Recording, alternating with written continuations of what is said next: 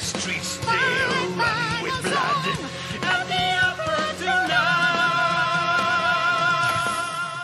And the podcast begins with the words, "We're live."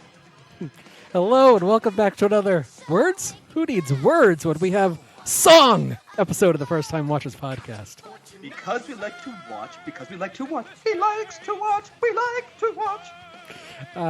My name is Tim Costa. I'm Romano De Silva. And the man behind the mic is singing Walter Vinci. Yes, that's Walter Vinci. If you'd like to send feedback, you can always email us at firsttimewatchers@gmail.com. Speaking of feedback, so the new and the latest Fast and Furious 9 trailer dropped to the delight of the internet and to me, of course, because I was smiling from ear to ear for all 3 minutes and 9 seconds of this trailer. I've noticed that some trailers like this, you know, for more tentpole releases are coming out with the huge anticipation of theaters reopening. And I'm wondering, maybe more specifically to you, Hermano, is there a movie that would make you revisit the theater? Not, I think, until things are a bit more safe out there. I really don't anticipate going to the theater for the rest of the year, to be honest. Even after you get your vaccination? I don't know. Honestly, like, things have been moving so quickly that from month to month, I feel like progress is being made. Little baby steps, maybe, but progress nonetheless. And if it continues, maybe if it's playing at the drive-in, I'll definitely see it at the drive-in. But like an actual brick and mortar theater, I don't know. I feel like it's still. I feel almost guilty in a way, to be honest. I feel like they're rushing things, and me and I constantly have conversations about how everyone's just feels like they're rushing things to get back to normal, and it could be bad news. So I don't know. I don't want to be a hypocrite and be like, you know, just one of those people that's just like, yeah, I gotta see a movie. I'm fiending. I'm finding myself kind of close to that, to be honest with you. I've been eyeing A Quiet Place Part 2, which opens up at the end of May, and I think by then I will have been fully vaxxed, and I might be ready. I think I'm ready. What about you, Wally? We'll see. Just because, like. So, I mean, what you're seeing right now in terms of, like, this, like, third wave that's hitting, like, Europe and stuff like that, like, people already act on the fool now. Like, what are the chances? Like, I'm going to wait and see. I'm just going to play it by ear because, you know, I can see just my luck. I'm like, I'm going to go see a movie. Now I ain't doing shit for 3.5 weeks because I'm fucking sick. Yeah. I can wait. I am all about delayed gratification. I will wait until the time is right. It's fair. All right. Well, I'm kind of curious what our listeners have to say about this, whether or not they're jonesing, as you say, to go back to the theater, or they can wait like Wally. Wait like Wally. Is that going to be a podcast spinoff? Waiting with Wally? No, but it's going to be a musical number. Nice. Save it. All right, well, speaking of musical numbers, moving on. In this episode, we'll be discussing a film assigned to us by our latest Patreon donor, James. And that movie is Repo, the Genetic Opera. But before we get into that, it is time for Yay or Nay. This is the part of the show where we discuss what we have seen recently on our own. I will go first. A few things. I'll try to go quickly. I rewatched a movie because it was assigned to us in that film club I've talked about in the past. And it is from 1984. It is Paris, Texas. I know Hermano is a big fan of Paris, Texas by Wim Wenders, starring Harry Dean Stanton and Dean Stockwell and Natasha Kinski. Yeah, I had seen this movie for the first time about 5.5 years ago, and I remember at the time that it was a very deliberately paced film, but great looking nonetheless. And this rewatch, confirmed that it is, yes, a deliberately paced film, but I think it's something where the journey and is worth it because the ending is phenomenal, and it's also a fantastically shot film. It's so good looking, and I was anticipating the ending of this film, and I remember Hermana, you were glowing about the end of this film and a monologue that Harry Dean Stanton has as sort of a confession. It's really interesting seeing this character's journey from where he just literally walks onto screen, coming from a place that he and the audience have no idea where he comes from, and ultimately you by the end you find out why he found himself lost, and it's touching. It's touching. It's a touching film, Hermano. Do you agree? 100%. I mean, my love for it was so great that Mia got me a gift related to the film one year for my birthday that I cherish. So, yeah, that ending is something else, man. Like I mean, everyone that's ever been like, like dabbled in toxic masculinity, should totally watch it. Yes, it's so interesting you say that, because I was really struck how this film seemed rather progressive for the time in terms of the perspective of male vulnerability. He understood his own toxicity, and he had to walk away from that situation for the betterment of his family, and how that comes to fruition, in his words, in the end is really something. I will say though, this is such a deliberately paced movie that it's not for everybody. I would not recommend it to everybody, especially people who are impatient. It's not the most propulsive film, but ultimately it's still a yay for Paris, Texas. And then I also rewatched a movie from 2009 starring Nick Cage, A Bad Lieutenant, Port of Call, New Orleans. Yes. Yes. One thing I guess you could put deliberate in this movie as well, in terms of bringing out the full Cage, because the first half, he's rather reserved, and the first half of the movie is relatively straightforward in terms of it being a procedural featuring a bad cop. It's the second half that gets more bonkers once the players and the setting have been laid out.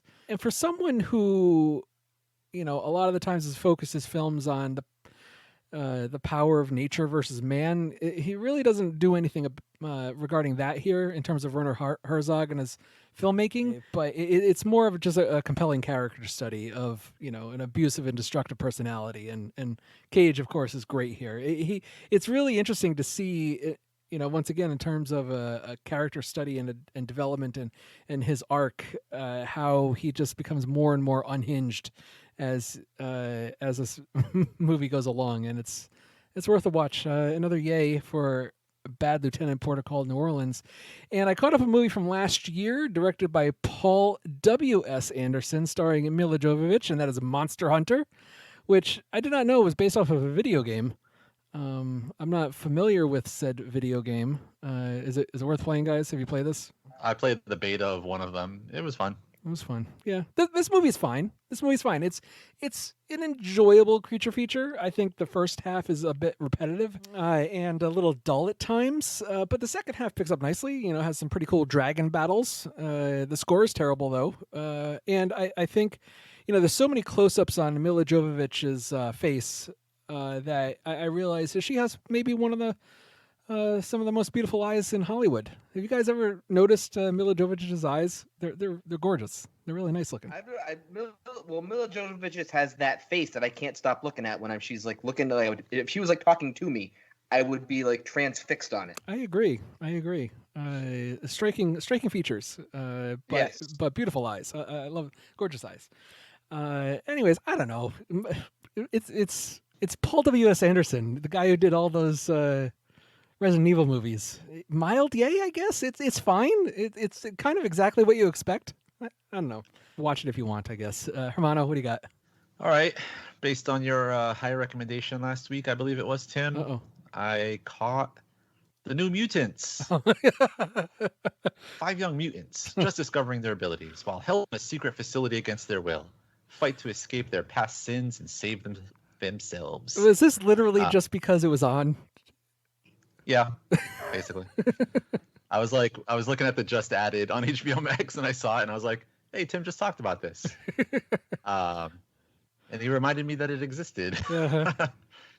So I think I'm gonna agree with you, Tim. It's almost good. Almost. Almost. Almost. It's pretty close to good. I like that it's smaller in scale. It's not like a space battle epic, like most comic book films I've seen lately have been. I think it definitely, like you said too, it feels like a film that sort of doesn't know what it wants to be, or just got too many hands in the pot. Yeah. Because I remember the first trailer sold me on what looked like it was going to lean into horror via like a comic book film, and there are bits of that, and when it does that, I enjoyed it more. Yep. But then they stir in a bunch of like young adults novel shit, and that's when I didn't enjoy it.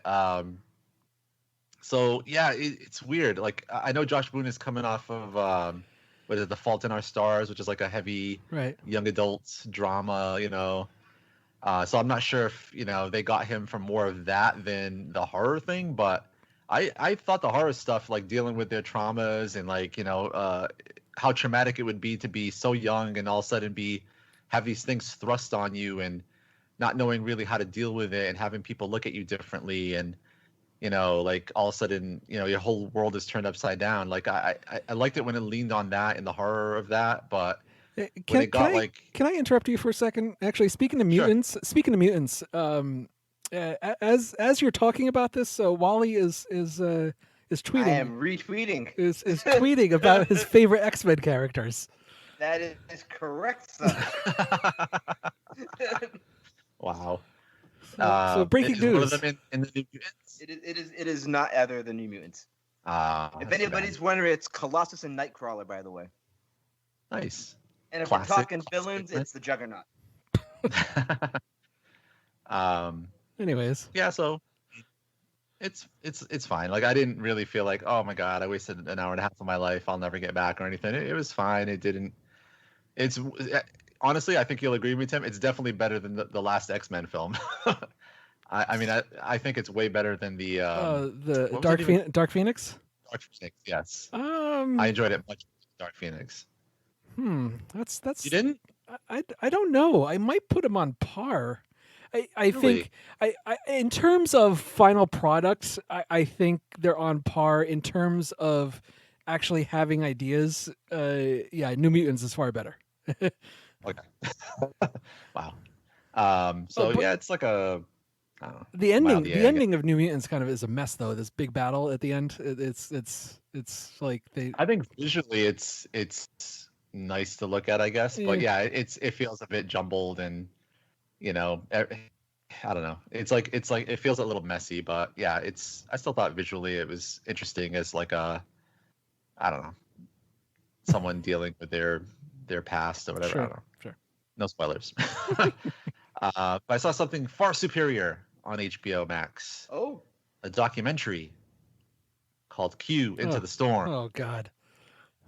None of you guys have started watching this? No. Not yet. Wally, you're gonna love it, man. You're gonna put on your tinfoil hat and get all into this. Is this gonna be like my is all right? So is this gonna play like a comedy to me about the QAnon people? Yes. Or I'm gonna be like, they're turning the frogs gay.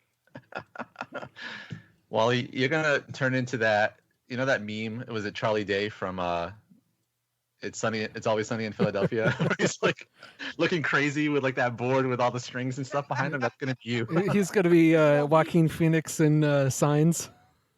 Yes, tinfoil hatting it up. All right. When documentary filmmaker Cullen Hoback sets out to uncover the forces behind QAnon, his attention turns to 8chan, the site where Q posts. So I obviously had heard of the QAnon thing, never really dug that deep into it. Really just had no interest because it just seemed like a cult to me. And I just was like, eventually HBO will probably put out a documentary and then I'll learn all I need to know. And they did. So I watched it. And I think, Wally, like what the question you just asked about, like, are you going to view this as a comedy?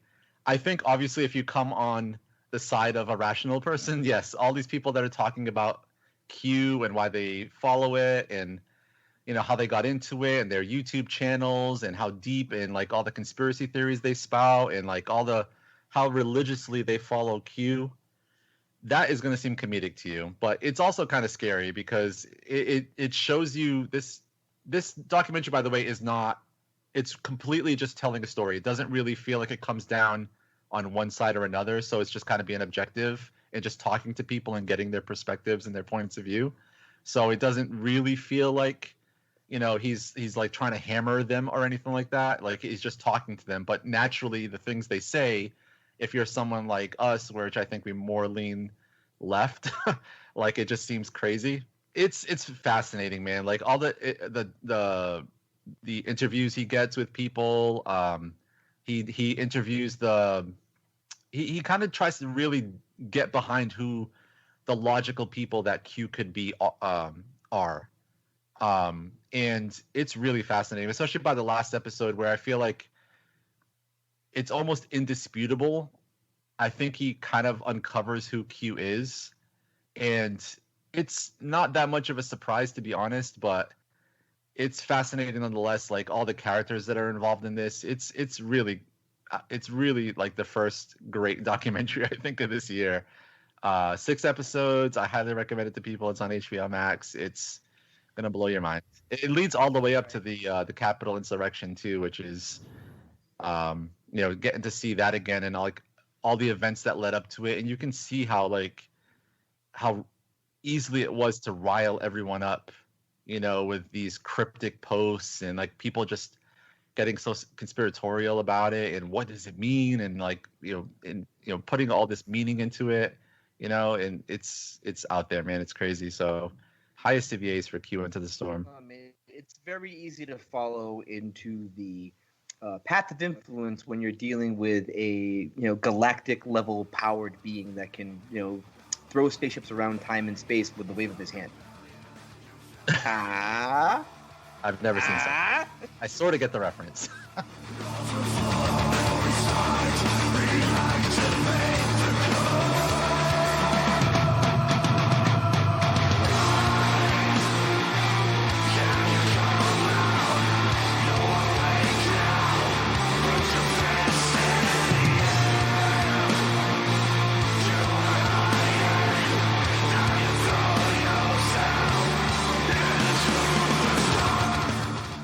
Well, we still have no answers. For the strange pods?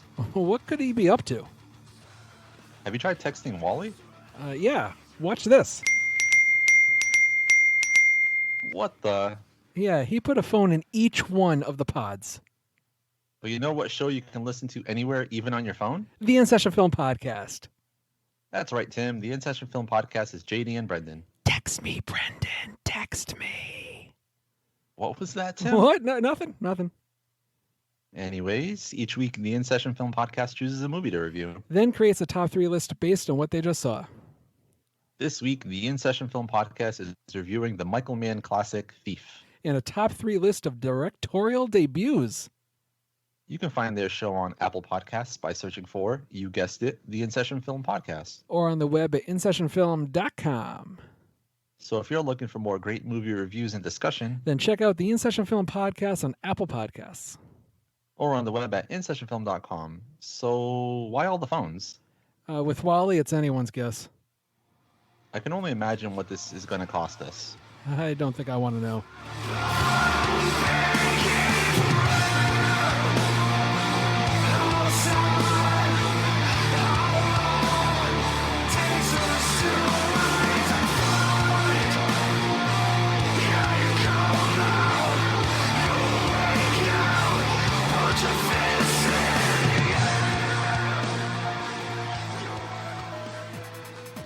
MovieMavericks.com, broadcasting current box office breakdowns, movie news, and reviews. Now for your hosts, Jason and Trevor. Hey now, even though we're over 200 episodes deep into the Movie Mavericks podcast, it's still not too late to start listening. Where every show we give you 10 truths, 20 lies, and a bunch of Hollywood secrets. It's like existentialism slipping into nihilism. MovieMavericks.com.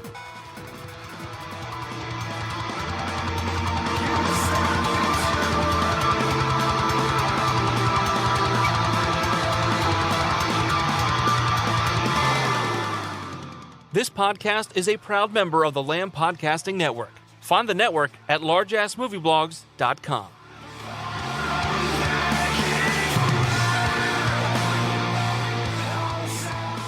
Okay, let's talk about Repo, the genetic opera.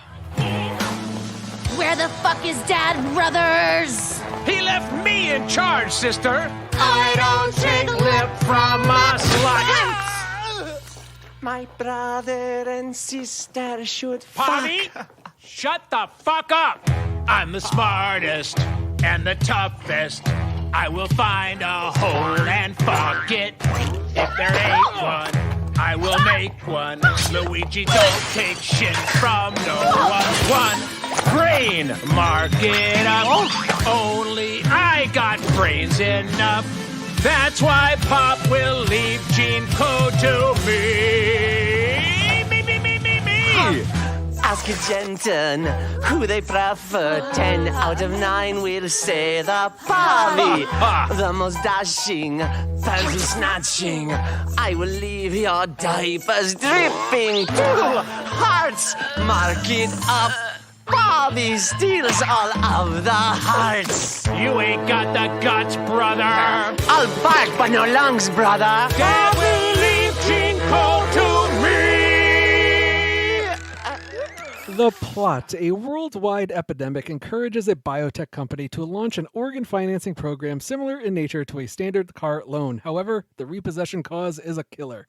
The director, Darren Lynn Boseman, the actors, Paul Sorvino, Anthony Head, Alexa Pinavaga, and Paris Hilton.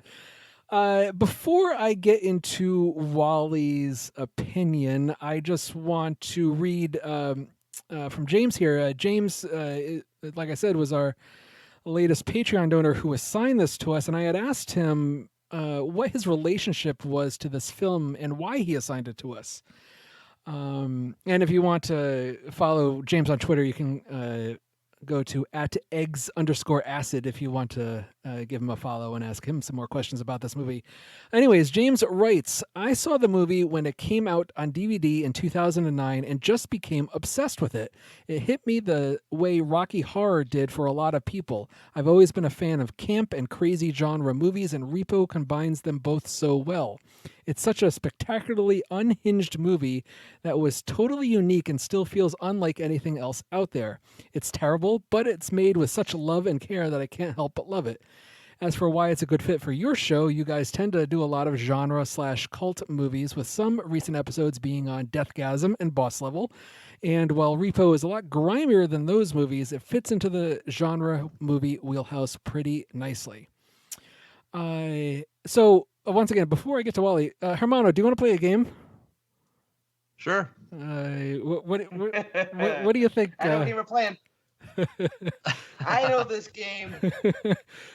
Hermano, do you think Wally liked this movie despite the fact that nearly every word spoken is in song? Well, I know he's mentioned in the past that he does not like musicals. So I'm gonna say it's a safe bet to say that he probably did not enjoy this very much. See, that's an interesting word to use, the word enjoy. And I think that there is a way to enjoy this movie despite not liking musicals, especially musicals where every single word is spoken. And I think he was able to ultimately get on board with what was going on in this movie, and I think he might have had fun. Wally, who was right? Armando is correct. This movie is basically one long-ass 48-hour film project movie that they stretch out to 1 hour and 38 minutes. It is certainly low budget, and it shows. The lighting in this is... okay, sure. It has lights periodically where you can see stuff. The songs aren't terribly memorable at all. In fact, the only song I can actually recall, the only line of only one song I can recall, is "It Comes in a Vial." That's it. I'm sorry, James. This movie is not good, and I'm also very much a fan of the Rocky Horror Picture Show, and I was Frank for an entire year in a production for it, But see, I think the difference is that I feel that there's no. I don't feel that there's any heart in this movie. I really don't. It feels very, really cold, and it's like they sat somebody like the guy who wrote it, who plays the grave robber. What's his name again? It's Terrence Zudnich. He's the guy who wrote the story that this is based on. He legitimately, you cannot convince me otherwise. He did not sit down and watch Battle Angel Alita and said, you know what would be really great? Music. Because this is the exact same plot as Battle Angel. I don't know what that is. What is that? Battle Angel Alita is an original animated video from 1993 that was remade into the Battle Angel Alita live action movie, which is also not very good. Hey, no, actually, you know what? The movie is kind of good. It's not. It is not. As a person who likes the source material, the Battle Angel Alita movie is not it. And I feel bad because I feel like I do feel bad because I feel like the past couple movies that people have Patreoned us, I've just not been into.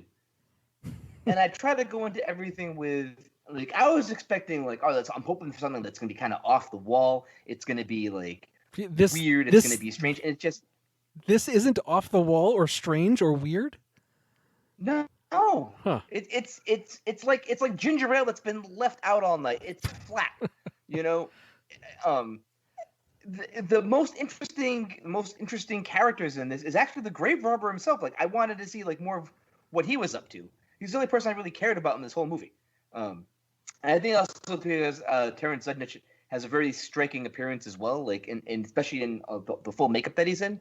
But the whole thing with the drug is a big MacGuffin that the people just keep referencing that doesn't really go anywhere. I mean, it's a really very linear, very simple story. It's I could not get into this. I tried. I wanted to be into this. I figured I would be into it, and this just absolutely not. I did not dig this really much at all. Sorry. Hermano, you had said that Mia has been trying to get you to watch this movie for a while. Yeah, she corrected me.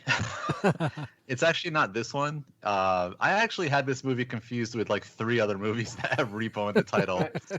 And I'm about to what did Mia suggest? It was a different one. I already forgot what it is. It's another film with Repo in the title.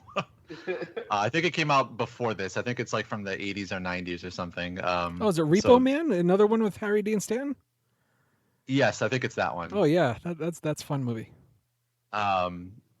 So yeah, I'm about to really embarrass myself because I had no idea this was a musical. And as it started, it's literally the first words out of my mouth is Mia sitting right next to me. I'm like, this is a musical? I was like, no. Because I also am not the biggest fan of musicals. I'll enjoy one now and then. But yeah, I was not prepared mentally for one.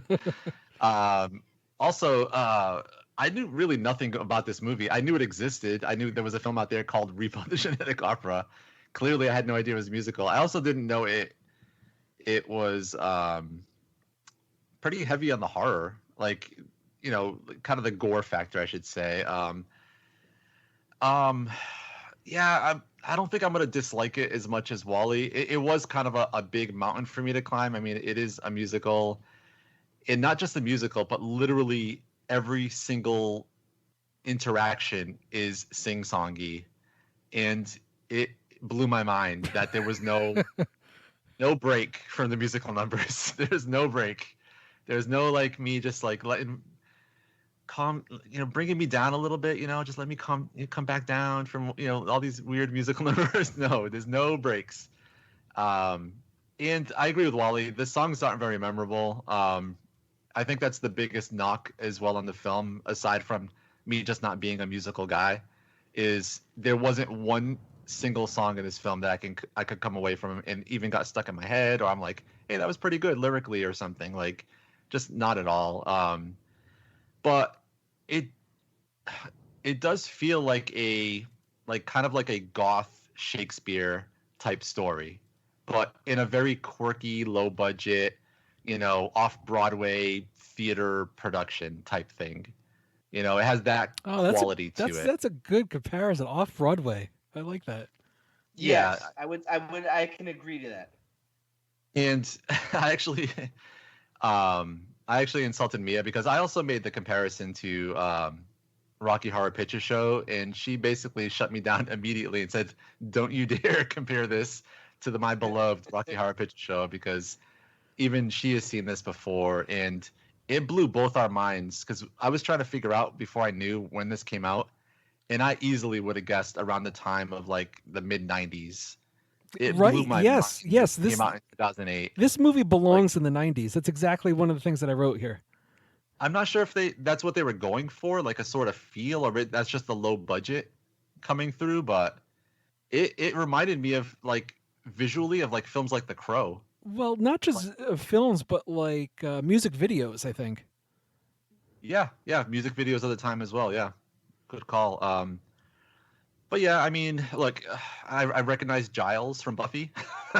I've never really been a Buffy guy, but I recognize them. And the other thing too is like I don't know that everyone in this film was like a singer, because I mean they're not terrible or anything, but like I mean Paul Sorvino's got some pipes on him. I don't know if that was him really singing, but he's definitely got sort of like an operatic voice to him. He can like kind of go for it.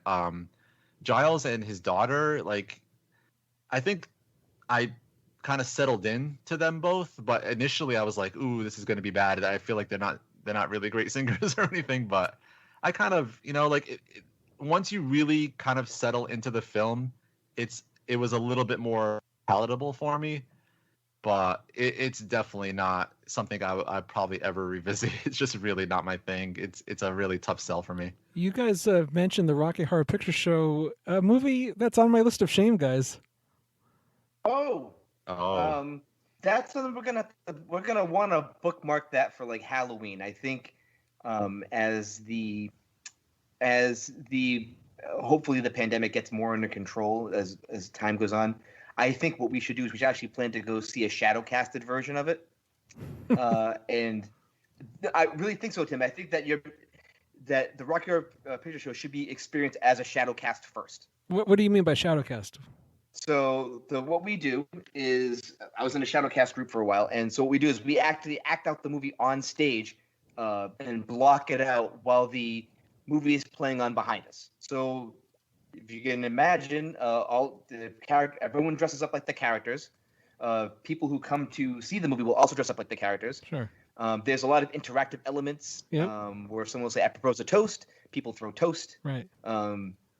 There's audience participation lines, which you'll learn as you go along.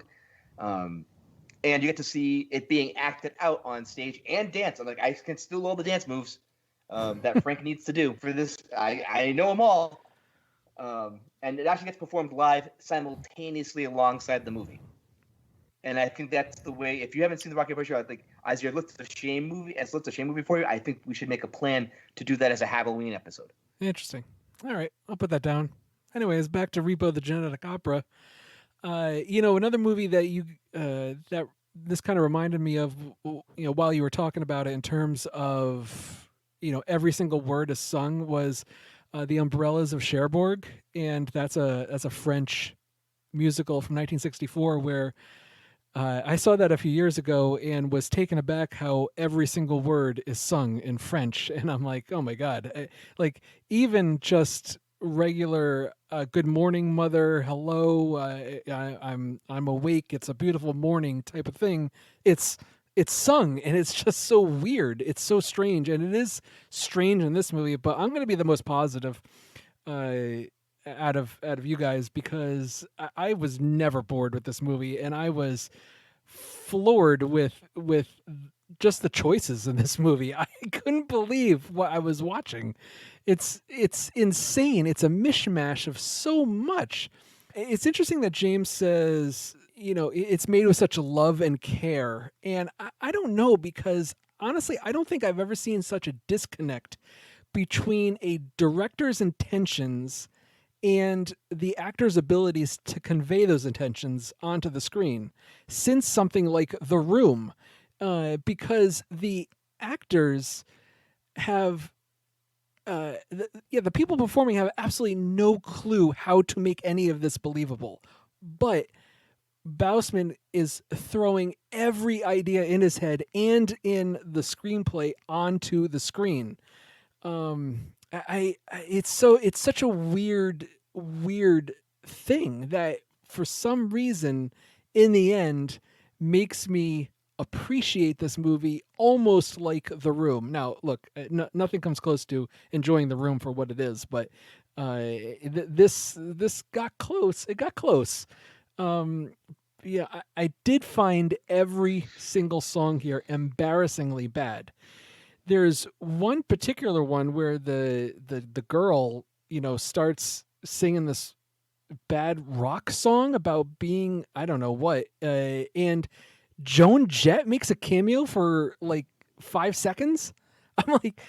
I'm looking at the screen. I'm like, that can't be her. That can't be her. And I look, Joan Jett cameoed in this movie. How? Yeah. How?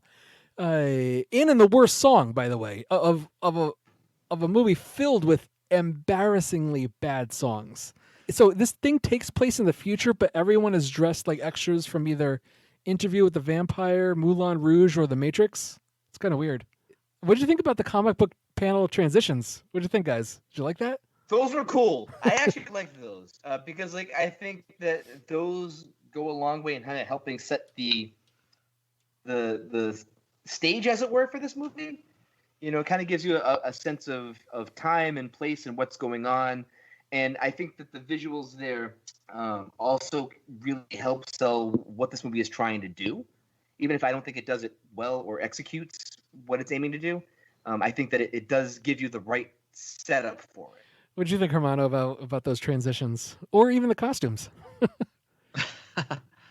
I mean, they were what they were.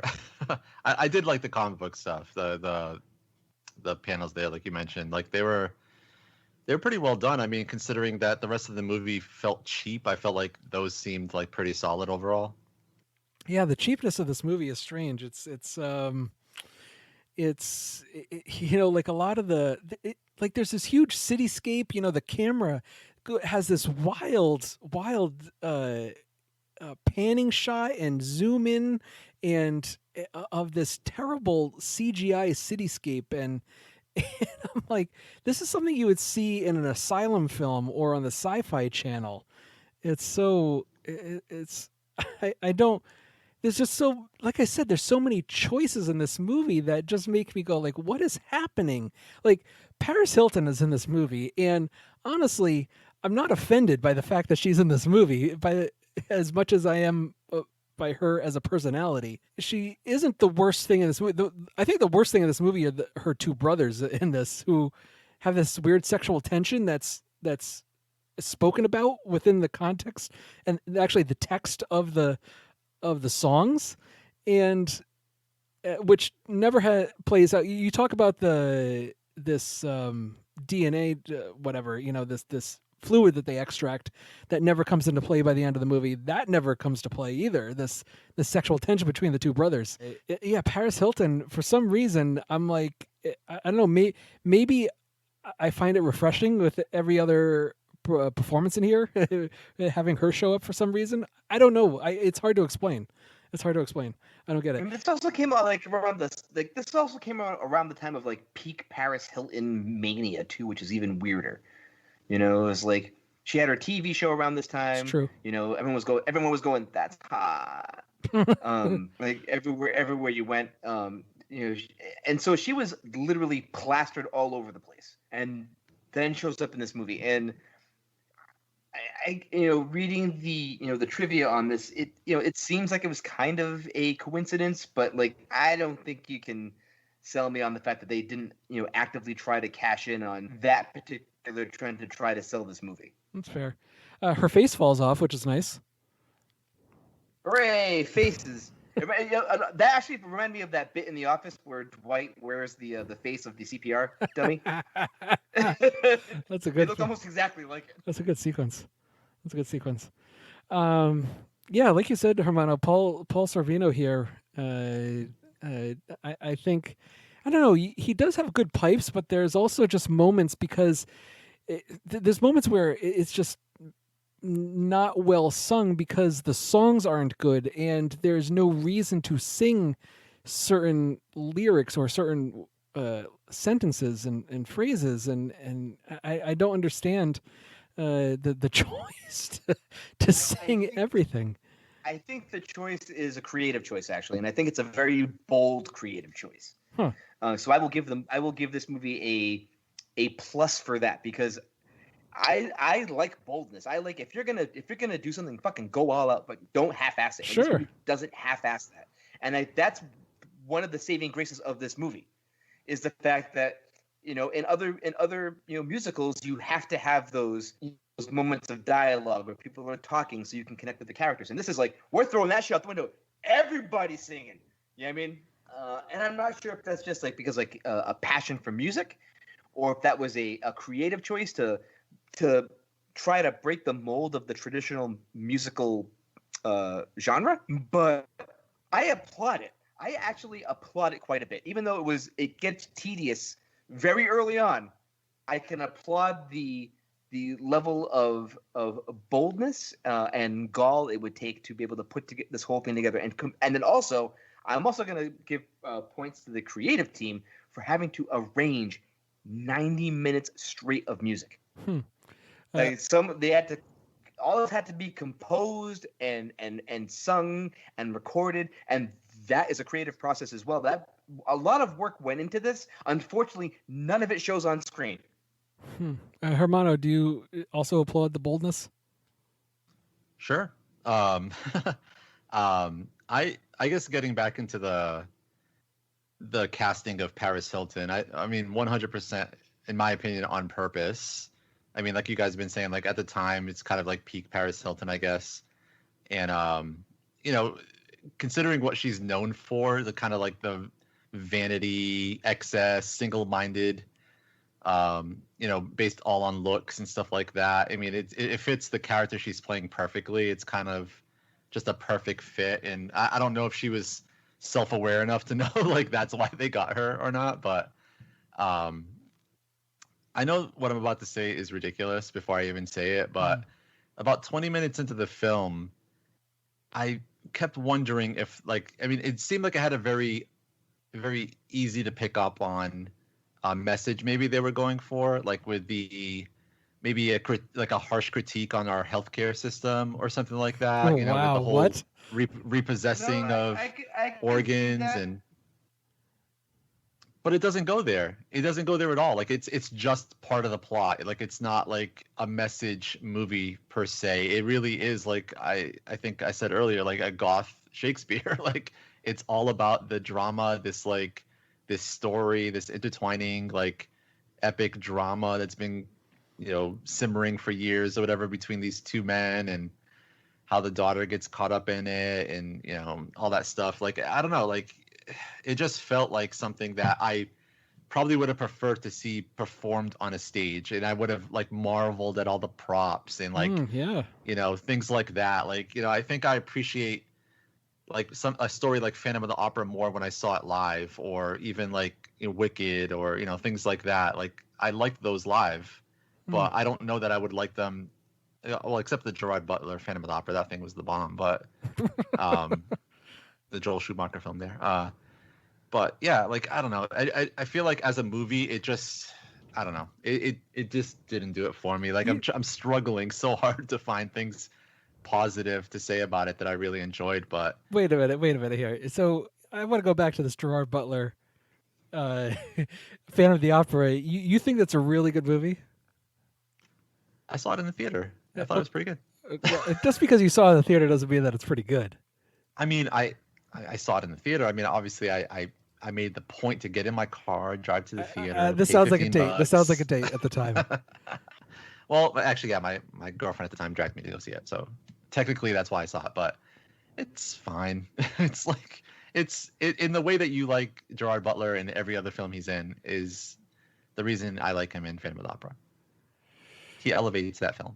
Yeah, I think Emmy Rossum elevated that film. Anyways, back to Repo, the genetic opera. Yeah, I don't know. You talk about the melodrama. Talk about it being cranked up to 11. Well, like, how many times can they have flashbacks to events that happened when before this girl was born, and and you could have shaved 20 minutes off of this film and still gotten the point across and been able to understand who everybody is and their relationships without having all those flashbacks. It's just so I don't know. In a film, we want you to care about them, Tim. We want you to empathize and identify. We want you to care, Tim. I understand. I think it's just something to fill out the time because this movie's barely 90 minutes long, and they needed more content, more to fill in to make this a reputable runtime. I think it just I found myself in the first half being like, there's a lot of stuff that's being repeated here. No, you didn't appreciate the brother with the face being clipped to his own face, or the other guy who told really bad jokes and was really wound up. The other brother, no. I those two guys barely registered for me, like in this movie. The only thing I was like, oh wait, I saw that in The Office. I mean, obviously it came much later, but that's still pretty damn hilarious to think of. All right, well, should we bother with spoilers in this movie? I mean, there's not really much to spoil. This movie is so linear in its storytelling. There's really not much of a surprise at all, outside of like the big reveal. It does kind of end on a bit of a, I don't know, I wouldn't even say cliffhanger, but a note of, look, there could be more, and apparently they wanted. Originally, somebody wanted this to be part of a trilogy, like there was going to be a prequel and then the sequel, and I was like, okay, there's material for it, I guess, but it pretty much covered everything that we need to know about these people. But I can tell you, when you're making a movie and you want to make a trilogy, it's best to start with the first movie first instead of making the middle one. Don't make the middle one. I mean, just here's something. Make the first movie first. I don't know. It worked for George Lucas. He got lucky, and not everyone gets that lucky. Okay. All right then. Grades, Wally. Yeah, I give it a solid D. It's not a fail. It does save itself with like I said, these bold choices that they make to sing everything. And some of the character designs, like I like the look of the repossessor, like when he's like in full like regular. That thing's terrifying. I'm also with Hermano in that I do like the level of gore and blood effects that we're using in this movie to sell what's going on. But outside of that, I mean, for something with an $8 million budget, I don't know where it went. It doesn't show up on screen. And I don't feel it really shows up in the performances either, so it's a D. Yeah, look, I was never bored in this movie. I was constantly in awe at the choices going on in this movie. I found it to be completely bonkers in all the best ways. I was thoroughly entertained, and this is like an A-fuck plus for me. This hit the spot for me. Maybe it was a good day. Maybe I was in a good mood. I have no idea. But this worked for me. Hermano? I'm gonna give it a C plus. I enjoyed the horror stuff for the most part. It felt like a throwback to films of the 90s that I some that I beloved, like The Crow. But Mia did have to nudge me a few times because I was dozing off. I was going to ask. So. She nudged me at least 2 or 3 times. Okay, that does it for this episode of the First Time Watchers podcast. Donate via patreon.com/firsttimewatchers or buy stuff at zazzle.com/firsttimewatchers.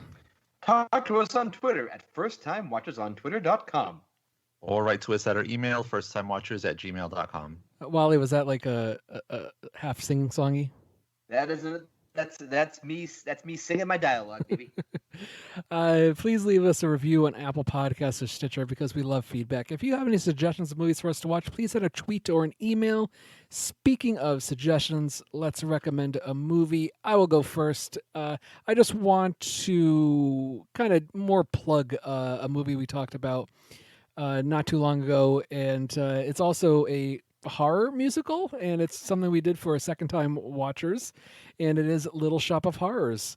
And I just want to reiterate how much I really enjoyed that revisit of the movie, and you can listen to our discussion on episode 408 that we did back in February for Little Shop of Horrors. Please watch that movie if you haven't. Wally. Yeah. And so I'm gonna go with the movie that this obviously took practically all of its inspiration from. That's 1993's Battle Angel, also known as Gundam. In the distant future, a young cyborg named Gali is found in a scrap heap by Dr. Daisuke Ito, who rebuilds her and becomes her surrogate father. Directed by Hiroshi Fukutomi, this OAV is amazing. It's the live action movie wishes it could be this.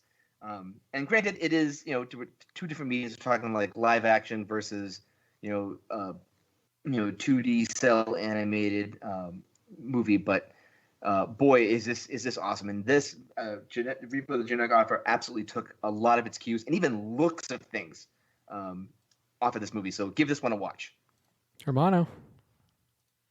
All right, movie I'm going to recommend is another one where Paul Sorvino got to flex his pipes. From 1996, Romeo and Juliet, from Nice. Baz Luhrmann.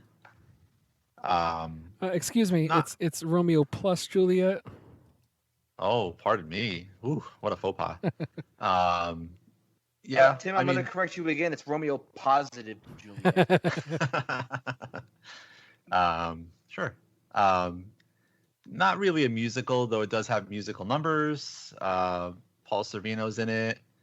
Yeah, I found it really interesting. Another film where I went into it not, knowing that it was an updating, obviously, of the Shakespeare story, but I must have not seen a trailer for it because I had no idea that they retained the Shakespearean dialogue, and it was a real mindfuck at the time. I was like, "What is happening?"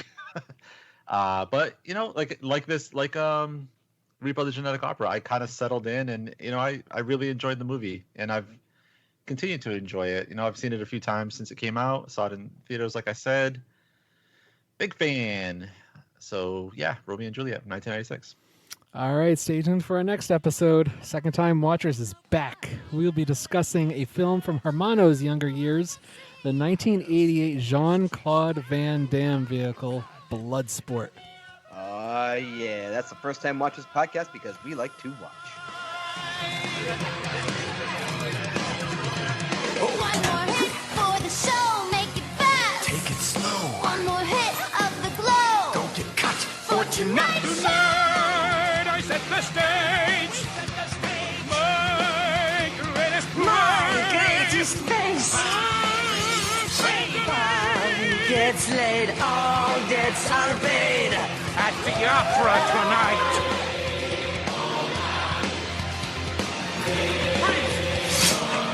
At the opera tonight. I had a vaccine appointment on Tuesday. You had? I had a vaccine appointment, and it was in Westerly, Rhode Island, and it took me just over an hour to get there. And Westerly, Rhode Island, by the way, is in the middle of fucking nowhere. It was at a Walmart, Walmart Supercenter, and about half an hour before my appointment at 8 o'clock in the morning, the news broke about the Johnson & Johnson vaccines and the government suspending them. And my dad sent me a text message like 5 minutes. Well, I'm walking in the Walmart. I'm literally inside the Walmart, and my dad sends me a text message about this news flash about 5 minutes before my appointment. I'm like, oh, damn it. So I get up to the pharmacist, and he comes out. He's like, yeah, we just got this news. We're trying to figure things out. We're not sure what batches they're going to put on hold or not. And we're going to have to put you on an auxiliary list to bump you up in case somebody cancels or whatever. I'm like, all right. Also, you were about to get the Johnson & Johnson one? I was, yeah. Oh, yeah. wow. Yeah. Here I feel like in Massachusetts, I feel like they said that Johnson & Johnson only makes up like 3% of our vaccination totals. Like I think we're heavy Moderna and Pfizer. Oh, yeah. So then I was able to have another appointment booked for this Friday, actually, for the Moderna. Pretty much slander the Druids and the Celts. And because they had all these kind of like pagan rituals, he basically lied and said, he may have lied. No one knows for sure, but everyone assumes he kind of made this up, that he saw them creating big like wooden effigies and burning people and animals as sacrifices to their gods. And that's how the Wicker Man came to be, the 1973 version. Wow. Is like it's based on that whole thing, and I'm like, wow. That's great. That's insane, man. The dude lived like in what, 44 BC. Right, yeah. It's crazy. That's crazy. He inspired a movie that came out like thousands of years later.